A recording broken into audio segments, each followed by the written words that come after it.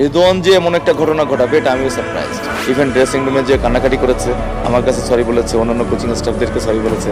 Even সে আর্জেন্টিনার যে coach এবং প্লেয়ার তাদেরকেও সরি বলেছে। আর্জেন্টিনার কোচের সঙ্গে কথা বলেছি, তাদের কিছু প্লেয়ার তাদের যে একাডেমি তার বাইরের থেকে নিয়ে আসছে। কালকে যে যদি একদম শেষ সময়ের যে ঘটনাগুলো আমরা দেখলাম, স্পেশালি আমি যদি বলি যে আপনাদের রেদওয়ান 3 নম্বর জার্সি, সে যে ঘটনাটা ঘটালো ওইখানে আসলে কি মানে কাহিনীটা কি ছিল? আমরা তো শুধু দেখলাম যে মানে বিষয়টা আসলে জানি না হয়েছিল কি। অ্যাকচুয়ালি এটা একটা বিচ্ছিন্ন ঘটনা। আমরা কেউই এমন একটা ঘটনাকে চাই না, এক্সপেক্ট করি না এবং কখনো করি না। আর এটা ফুটবলের আমরা দেখেছি অনেক সময় এমন ঘটনা ঘটতে, বাট আমার একটা প্লেয়ার করবে বা আমার দলের একটা প্লেয়ার এটার সাথে যুক্ত থাকবে, সেটা আমি কোনোভাবে যে কোচ হিসেবে আমি অ্যাকসেপ্ট করবো না।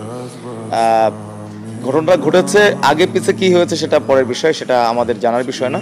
কিন্তু সে যেটা করেছে ডেফিনেটলি সেটা খেলোয়াড় সূচক বা আচরণ, এটা আমরা কোনোভাবেই কোচ হিসেবে বা আমরা যারা স্পেক্টেটর আছে আমরা মেনে নিতে পারি না। সো সে যেটা করছে, করার পরে সে ভীষণ অনুতপ্ত হয়েছে। ইভেন ড্রেসিং রুমে যে কান্নাকাটি করেছে, আমার কাছে সরি বলেছে, অন্যান্য কোচিং স্টাফদেরকে সরি বলেছে।